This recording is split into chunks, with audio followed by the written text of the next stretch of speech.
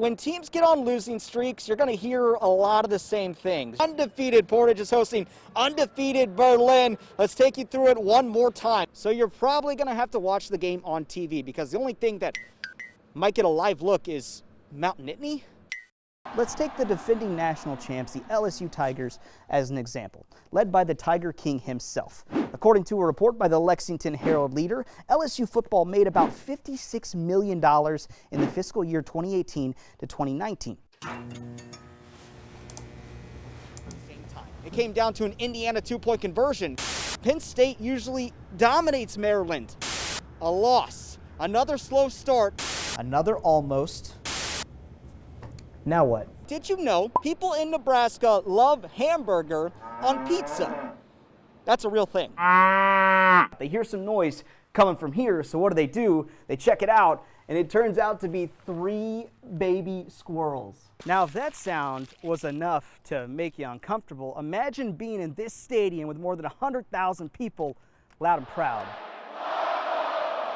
So the day starts here at Old Main Lawn, College game day coming to town, and it finishes here at Beaver Stadium. Because the league had been trying literally everything it could think of to try and stay safe. There's so many things different about Major League Baseball this season. So new manager Derek Shelton goes out there and new rules.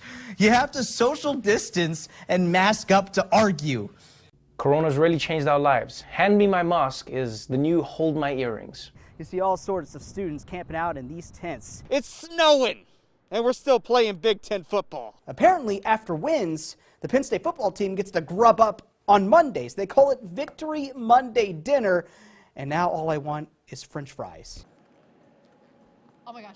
Yeah! No way. You gotta be kidding Nothing me. but net. Oh my No, God. you have to be kidding. No way. Nothing but You net. have to show me the video. You'll find the Flanders family in Evansburg. Show him your stuff. We kicked Grandma out of her chair today, didn't we? Kim Flanders grew up next door. 2 kids, Victoria and Jeffrey. Show him all your stuff. Jeffrey has cerebral palsy. He was born 15 weeks premature, weighing only 1 pound, 7 ounces. You like his arm. He uses this device to speak, That would be what he's saying for catching the ball. to tell you how much he loves concerts, or the Steelers, Big Ben. or how much he loves his cards. It's almost impossible to go to a store and buy cards. So Kim took to Twitter, and that's when the magic started. I posted a picture of Jeffrey, and I said, new collector here, if anyone has any Steelers doubles. That was all I put. And my phone just started dinging like crazy. I live in Ann Arbor, Michigan. I live in Council Bluffs, Iowa. It's the guy from Jersey. Fort Wayne, Indiana. Strangers from all over the country wanted to help out. I just thought to myself, this post is going to go big. How many messages were you getting? Over 200 And how long? in that first day. From that one post, it just went crazy. They shared it and shared it and shared it. Just a few days later. I just came from the mailbox. And you guys are amazing. There are 2 giant boxes of cards and envelopes for my son. And I don't even know you guys.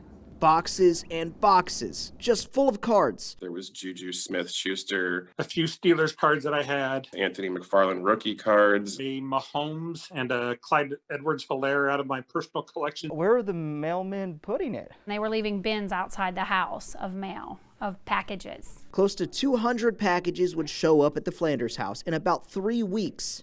They can't even open them all. People will probably see that he's got enough now and, we probably won't get any more. And they said, hey family, you know what to do. This boy needs supplies. Oh, I bet he stings at the end of the game. Oh. It started so simple and spread so far. Jeffrey, I want to make sure you enjoy the cards, and I know there's more cards coming. It made us all kids again for a few moments, so I want to thank you. I would say, welcome. And this is something that brings joy to a lot of people, and I hope it brings joy to you. Even though I'm a Chiefs fan, I tell him, go Steelers. It brings smiles to all of our faces to see him smiling as well. Yeah, there are some, I guess, not so nice people around, but for the most part, people are nice. They're helpful. They want to do nice things. You'll find a family in Ebensburg surrounded by stars. Thank you for the trading cards.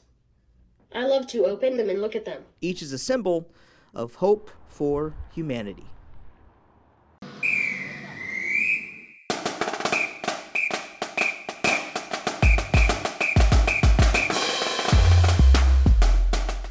When you get into the game, chances are you'll hear it. Then you'll see him.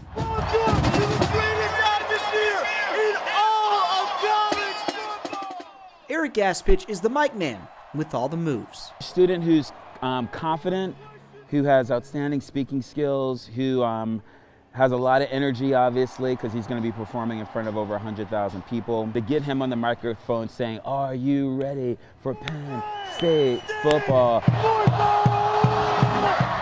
A loud mouth with a bigger heart. I'm being very genuine in saying this. I will do anything to make somebody happy or make their day. Here's what you don't know. His story starts way before he even picked up a mic. I was playing soccer at the age of 10. I was in a rec league, and I got tackled by a player on the opposing team. This was not a scraped knee. This was serious. Gaspich had a traumatic brain injury with a lot of damage to the frontal lobe and the occipital lobe.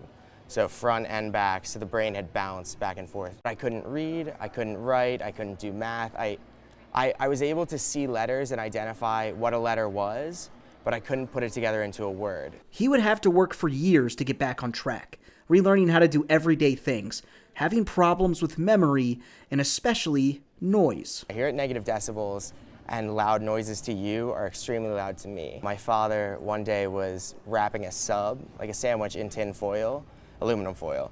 And the sound of the aluminum foil was enough that I had to walk away from the situation. Now, if that sound was enough to make you uncomfortable, imagine being in this stadium with more than 100,000 people loud and proud. During my freshman year, I didn't even have student tickets to the football games because it was still too loud for me to be able to handle it. During my sophomore year, I decided that I was going to be a Nittanyville student, and I was going to be in Nittanyville every week that I could. Even if I had to put headphones on, I was going to be in that stadium because I'm a Penn State fan, live and die, and that's what I was going to do. When he had the chance to try out, well, you know the rest. Are you ready for Penn State? I'm considered their miracle patient, so I wasn't supposed to be even able to finish high school in their eyes. Eric Gaspich is the mic man, and he is so much more. Peter Terpstra for Nittany Nation. You'll find burnt ends in Kansas City, pulled pork in the Carolinas, ribs in Memphis, and here in West Texas, you'll find a sports guy talking about food. Local 2's Peter Terpstra joins us now with more. Peter, take it away. You won't find any touchdowns in this story, and the only basket comes with a side of chips and a drink. Food connects us all, and one mom-and-pop shop here in West Texas is churning out some of the best barbecue in the state. So good, Texas Monthly has put it in its top 50. This is Pete's Eats, Bodie's Barbecue.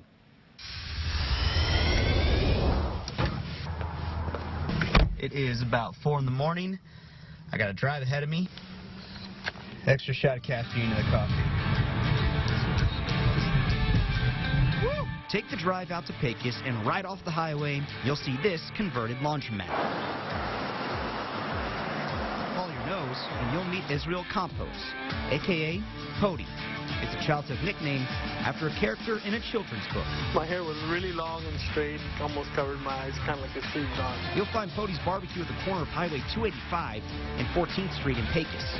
He grew up in town, studied criminal justice, and traveled the state working in law enforcement until... Out of the 85-year history of the company, no one had ever been laid off, man. I was their first layoff. He had the option to move to Austin and keep his job. Instead, he stayed put and took out his retirement to open up a barbecue joint. He's had that passion of cooking since he was little, and he's actually a better cook than I am. Let me tell you, he's better in the kitchen than I am. It's my kids' future, our future, me and my wife's future. So I pulled out the money, and I did it, man. Pody's Barbecue opened in August of 2011. You can get all the good stuff. A smoker packed with oak, brisket smoked for 14 hours, finished in butcher paper with a black pepper bite. Brown sugar rubbed ribs start uncovered for 3 hours, 2 more in foil, finished on the grill for some char. And pulled pork that one food writer called 4th best in the country. Okay, here we go for pulled pork.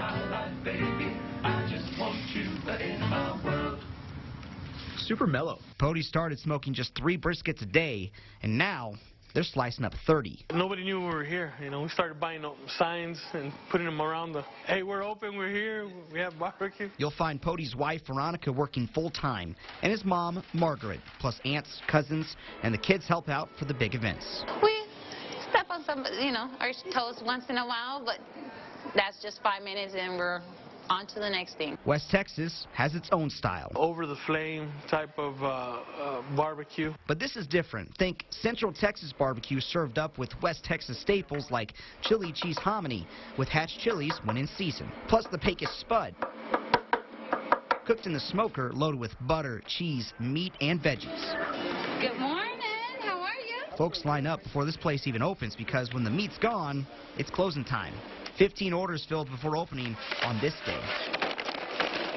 And that retirement money, it's all paid back. It's all luck and by the grace of God, and we wouldn't have been here without having any type of, we had faith, and a lot of blood, sweat, and tears went into this place, man, literally. I'm very proud of him, very proud. I would have never thought he'd, do this and come this far. So next time you hit the road, get lost, see the smoke, you'll never know what or who you'll find.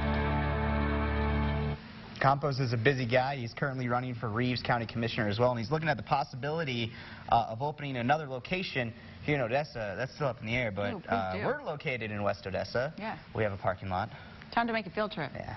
All right. No, that was a lot of fun. I had a lot of fun just kind of seeing how they did everything. It's pretty cool operation.